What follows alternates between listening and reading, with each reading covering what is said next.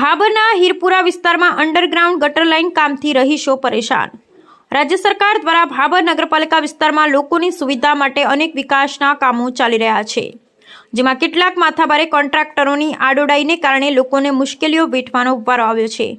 આવા માથાભારે કોન્ટ્રાક્ટરો પોતાની મનમાની ચલાવી વિકાસના કામોમાં હલકી ગુણવત્તાનો માલ સામાન વાપરી નગરપાલિકા સહિત પ્રમુખ બોડીને બદનામ કરી રહ્યા છે।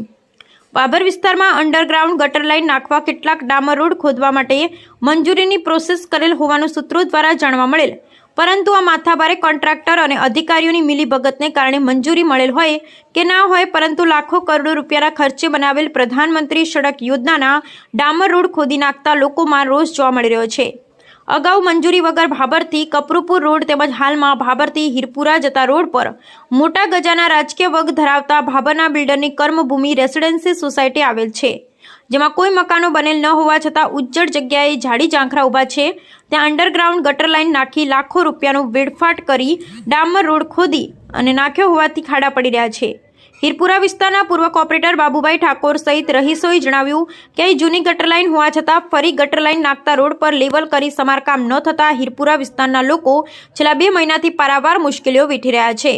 વાહન ચાલકો સહિત ભાભર શહેરમાં ખરીદી તેમજ શાળાએ જતા વિદ્યાર્થી અને ડિલિવરી તેમજ બીમારી લોકોને સારવાર અર્થે દવાખાને લઈ જવામાં મુશ્કેલી પડી રહી છે। જ્યારે ચૂંટણી હોય ત્યારે આગેવાનો વોટ લેવા દોડી આવે છે, પણ આજ દિન સુધી અમારા વિસ્તારમાં વિકાસના કામો થયેલ નથી। સત્વરે રોડનું રિપેરિંગ કામ કરવામાં આવે તેવી માંગ કરી હતી। અત્રે ઉલ્લેખનીય છે કે આ ડામર રોડ ખોદવાની મંજૂરી મળેલ નથી, જેથી કોન્ટ્રાક્ટર સામે કાયદાકીય કાર્યવાહી કરી રોડ ફરી કરવામાં આવે તેવી લોકોની માંગ ઉઠવા પામી છે। અહેવાલ ગોપાલ કે પૂજારા, ભાભર, બનાસકાંઠા।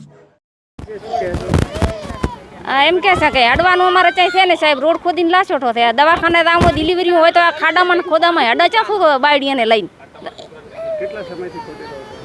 આ રોડ તો મહિનો થઈ ગયો છે, 2 મહિનાથી હું થઈ ગયું છે।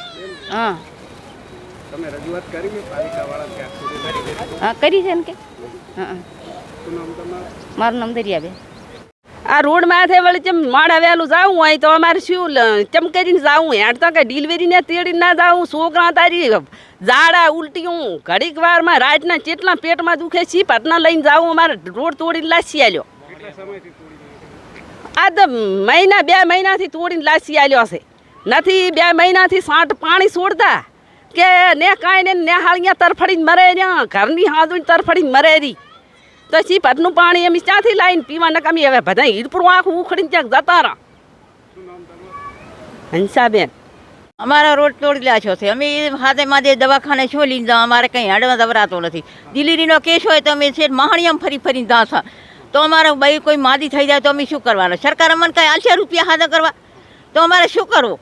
અમારા રોડ તોડી લાખ્યો 2 મહિનાથી, તો અમારે બસ શું કરવાનું? અમારે પાણી ના આવે, તરસી મારા નગરપાલિકાવાળા કોઈ મારે રાડ્યા પડતા નથી, કલાક કે પાણી પીવો, કલાક પાણીમાં અમે દિલા કે ધોવા, તો શું કરવાનું? વોટ લેવા આકડા થઈ જાય, વચ્ચે મને પાણી નહીં હાલતા।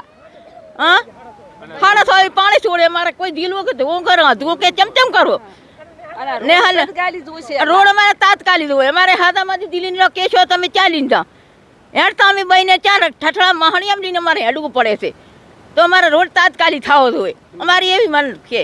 શું નામ તમારું? મારું નામ ગંગાબેન। મારું નામ ઠાકોર ચનાજી ભાવાજી, હું રહું છું હીરપુરા। મારા ગામની અંદર રોડ આવ્યો મહામંત્રી પ્રધાન યોજનાવાળો રોડ હતો, અને તે નગરપાલિકાએ અંડરગ્રાઉન્ડ ગટર લાઇન આંકવાથી તોડી નાખ્યો છે। તે માટે એ રોડ એનોય પાછો પ્રધાનમંત્રીવાળો જ થવો જોઈએ, આરસીસી રોડ અમારે જોતો જ નથી।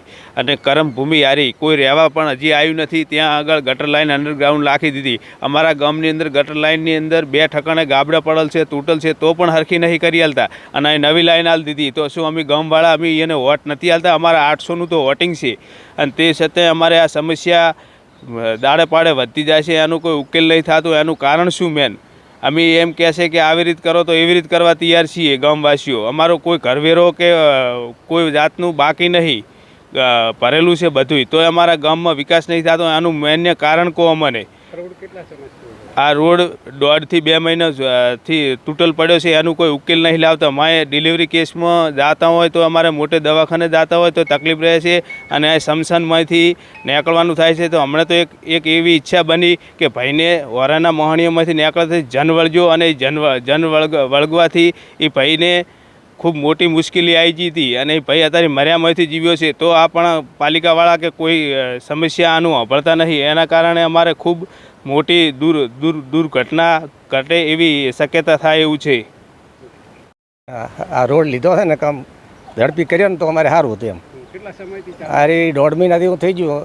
આ રેતને વસમાં ગણો ને વસ્તીને હેડવાની તકલીફ ખૂબ પડતી હતી અને દવાખાને જાવ ને તો બૈરાને ખૂબ તકલીફ પડતી હતી અને નિહાળીયાને ખૂબ તકલીફ પડે છે. વચ્ચે શું પાઇપો નાખી છે? વચ્ચે ગટર લાઈન કરી છે એટલે ગટર લાઈન કરવાનો વાંધો નથી પણ કામ ઝડપી કરવું પડે. અમારે પાછો ડામરવાળો રોડ કરવો પડે, સીસી રોડ નહીં કરવાનો. હા, પાછો ડામરવાળો રોડ સારો હતો, બધું તોડી નાખ્યો. રસ્તો ક્યાં લઈ જાય? હે આરી ગટર લાઈન પાછી અવળી લીધી છે એની. ક્યાં લઈ જાય? એ કરમભૂમિને લઈ જાવ પાંજરાપુર સામે, એના કરતાં અહીંથી સીધી કરી હોત ને તો સારું હતું એમ. આ કરમભૂમિ જે સોસાયટી છે ત્યાં લઈ જાય એના? એ કરમભૂમિની ગટર લાઈન કરી છે હા. એટલે લઈ ગયા પાછી પાંજરાપુર સામે. અને ત્યાં કોઈ અત્યારે રહેવા આવ્યા કોઈ મકાનો બનેલા છે? 2 મકાન બન્યા છે પણ રહેવા નથી આવ્યા હા. અને એના મજૂર રહ્યા છે અત્યારે. તો અગાઉથી જ આ ગટર લાઈન નાખી દે રહ્યા છે? અગાઉથી પહેલેથી નાખી ગટર લાઈન. શું નામ તમારું? બાબુજી ઠાકોર. ઓકે. મારું નામ ઠાકોર રંજનબેન મનુભાઈ છે. હું ધોરણ 11માં મોડલ સ્કૂલ ભાભરમાં ભણું છું. અમારે અહીંયાથી જવા આવવામાં ખૂબ જ તકલીફ પડે છે. અમારે સવાર સાંજ અહીંયાથી જ નીકળવાનું હોય છે પણ રોડ તૂટલ હોવાથી અમારે આવવા જવામાં તકલીફ પડે છે. કેટલા સમયથી રોડ તૂટલ છે? 2 મહિનાથી રોડ તૂટલ પડ્યો છે પણ કોઈ આની જાણ પર અમે કરવાનું વિચારતા પણ નથી. અમારે ખૂબ જ તકલીફ પડે છે. અમારા અહીંયાથી રોજ હેડતું જવાનું. અમારા મમ્મી પપ્પા મૂકવા આવે પણ રોડ તૂટલ હોવાથી અહીંયા સાધન પણ નીકળી શકતું નહીં. એટલે હવે આગળ અમે એમ કહેવા માગીએ છીએ કે અમારો રોડ સમય કર્મભૂમિ માટે આ ગટર લાઈન ફરીથી રાખવામાં આવી છે.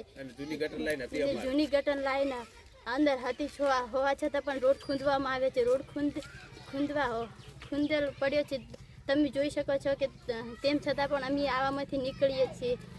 અમને ખૂબ જ તકલીફ પડે છે.